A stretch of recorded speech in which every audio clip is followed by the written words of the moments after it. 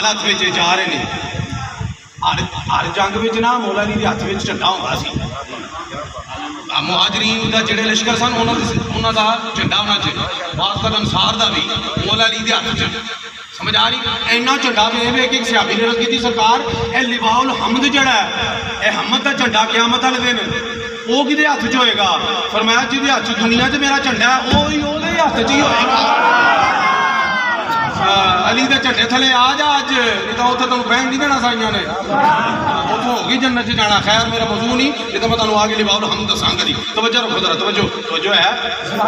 अलम चुके है की चुके है अच्छा उन्हों की बहादरी तो मैं नहीं पता की, लेकिन मैं सोची पै जाना कि एक हथ अलम होंदा है, एक च तलवार है, एक च ढाल है, शैवां तीन ने, हथ दो ने।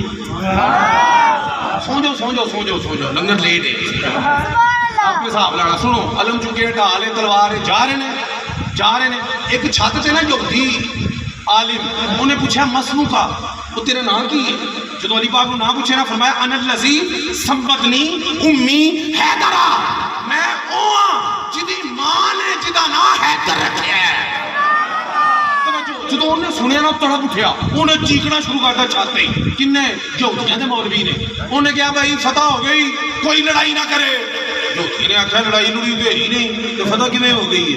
वो आंदा मैं अपन किताबों च पढ़िया कि यहूदियों की बस्ती जड़ा फतह करना आएगा ना खैबर नूं, रब जी भेजेगा तो यहूदियों का कोई मौलवी उन्हें पूछेगा तेरा नाम की है, वो अगों कहेगा मेरी मां ने मेरा नाम हैदर रखा है। अच्छा गल की मारी छाल, छाल अगे है दर करदा अगे मौला अली तो अगे है दर। एक यहूदी आया, उन्हें वार किया मौला अली की ढाल से, वार किया ढाल डिग पई। अच्छा मौला अली ने चुकी नहीं, मेरी जो तस्वीर डिग जाएगी डिगी पई है, मैं चुकांगा ना। मौला अली की ढाल डिगी है, मौला अली चुकी नहीं, पता लगा अली डिगी है, शैमा नहीं चुकी।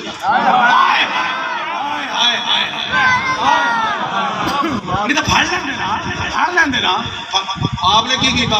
आप वड्डी शहर में हथ पाते ने, गए ना खैबर के बूहे में हथ पाया, हथ भी पाया खब्बा, खब्बा जो हिलाया ना उन्होंने। अच्छा तुम उलमा तो सुनते रहते हो कि बाद में 40 बरबाद दीगर 80 सहाबा ने उठाया नहीं गया। हालांकि बाद चुकना एडा मुश्किल नहीं, उदों चुकना मुश्किल सी।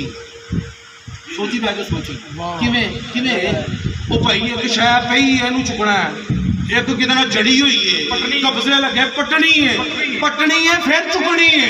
अली ने खब्बे हाथ नाल सिर्फ बुआ चुकिया नहीं, पटिया भी है, चुकिया